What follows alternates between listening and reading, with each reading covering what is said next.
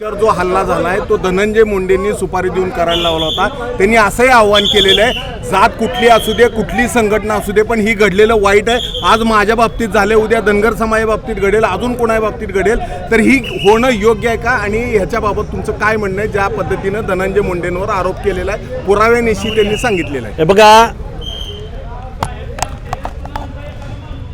मनोज जरांगेंच्या हातातले विषय संपलेले आहेत। मनोज जरांगेला नेहमी चर्चेत राहायला आवडतं।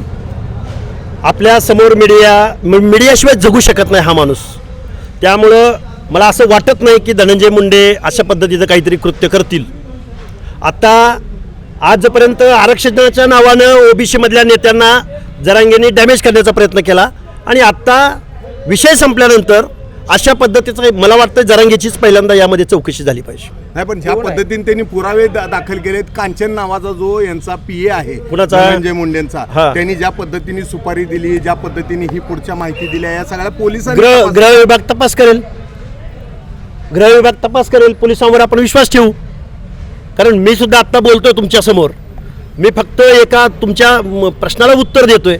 याच्यातून जर काय सत्य वेगळे पुढे येत असेल, पोलीस गृह विभाग कारवाई करेल। आणि असं कुणावरती जर मनोज जरांगे पाटलांच्या जीवाला धोका असेल तर त्याला संरक्षण देण्याचं काम, किंवा कोण असं घडवत असेल तर त्याला शिक्षा देण्याचं काम, त्याला शिक्षण देण्याचं काम इथल्या गृह विभागानं करावं। कशा पद्धतीची चौकशी काय सगळी चौकशी गृह विभागाला जे हवं वाटतं। कारण अशा पद्धतीनं एखाद्या नेतृत्वावर जर असा हल्ला बिल्ला काय करायचा कट रचला जात असेल आणि त्यात काही तथ्य असेल तर चौकशी व्हावी, गृह विभागाने करावी। पण मला नाही वाटत की असं काही गोष्टी समाजामध्ये अंतर्गत वाद यात समोर येतो असं वाटतं। निश्चित वाद समोर येतोय। कोण माणसं आहेत ती बघितली पाहिजे। आम्हाला माहिती अशी कळते की ते जरांगेचे साथीदार आहेत। त्यामुळं कुठल्या तरी माणसाला आयुष्यातनं संपवण्याचा प्रयत्न यातून होऊ नये, मीडिया ट्रायल होऊ नये। जबाबदारीनं आणि गृह विभागाला त्याचं काम करू द्यावं। 500 रुपये फक्त स्टॅम्प ड्युटी भरलेली आहे, अशा पद्धतीने घोटाळे समोर येत आहेत। काय आणि विरोधक त्या अजित पवारांच्या राजीनाम्याची मागणी करतात। नाही, विरोधकांना कारण राजीनामा दिल्याशिवाय अशा गोष्टींची निपक्ष पद्धतीने चौकशी होणार नाही। कारण अजितदादा पवारांचं त्या पदावर असणं, ऑफिस ऑफ प्रॉफिट त्या पदाचा दुरुपयोग हा ठरलेला आहे। आणि आत्ताचा जो घोटाळा झालाय, ही जी बघा कुठली कंपनी आहे, त्या कंपनीचं नाव आहे अमेडिया कंपनी। म्हणजे या अमेडिया कंपनीची स्थापनाच मुळात अजितदादा पवारांच्या पुण्यातल्या शिवाजीनगर मधल्या घरात झालेली आहे। आणि स्थापना कुणी केली? कुठल्या कार्यकर्त्यांनी वगैरे नाही, तर अजितदादा पवारांच्या सुपुत्रांनी केलेली आहे। त्यामुळे अजितदादा पवार या पदावर कसे राहू शकतात? आणि अजितदादा पवारांचं उपमुख्यमंत्री पदावर असणं म्हणजेच स्टॅम्प ड्युटी। तुम्हाला आम्हाला स्टॅम्प ड्युटीत कधी माप मिळते का? कुणाला मिळाली असली तर सांगा। आणि 500 रुपये भरून घेताय, माझं सांगणं आहे ते 500 रुपये सुद्धा परत द्या। मुळात पहिल्यांदा अजितदादा पवारांचा राजीनामा झाला पाहिजे। लक्ष्मण हाकेवरती नेहमी टीका केली जाते की तुम्ही पवार फॅमिलीवर टीका करता, तुम्ही अजितदादा पवारांवर टीका करता। ती टीका करण्याचं कारण हे आहे। आणि पार्थ पवारांचा हा घोटाळा म्हणजे हिमनगाचं टोक आहे। अजितदादा पवार म्हणजे सरळ सरळ महाराष्ट्राच्या तिजोरीवर दरोडा।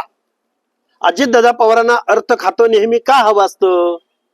गेल्या कित्येक वर्षापासून अजितदादा पवारांनी ही काय कंपनी आहे, अमेडा कंपनी, अमेडा अजितदादा पवारांच्या पोराची कंपनी अमेडा, आणि तिने लावलाय महाराष्ट्रातल्या सगळ्या बहुजनांच्या योजनांच्या आईला घोडा।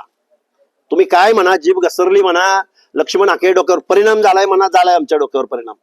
तुम्ही बार्टीचा निधी वळवता, तुम्ही सारथीचा महाज्योतीचा निधी वळवता। महाज्योतीची म्हणजे बहुजनांची पोरं, ओबीसींची पोरं पीएचडीचा स्टायपंड मागायला गेली तर तुम्ही पीएचडी करून काय दिवे लावणार आहे? निवडणुका आले की आम्हाला घोषणा कराव्या लागतात, आम्ही आता काय देणार नाही, असं बेजबाबदार वक्तव्य करणाऱ्या अजितदादा पवारांची पोरं, एक जण दारूचा कारखाना चालवतो आणि दुसरा असले भूखंड घोटाळे करतो। त्यामुळं अजितदादा पवारांनी आपल्या पदाचा दुरुपयोग केलेला आहे। अनेक जजमेंट आहेत अशी, ऑफिस ऑफ प्रॉफिट या सदराखाली अनेक जजमेंट आहेत। अजितदादा पवारांना कुठलाही नैतिक अधिकार या पदावर राहण्याचा नाही। एबीपी माझा, उघडा डोळे बघा नीट।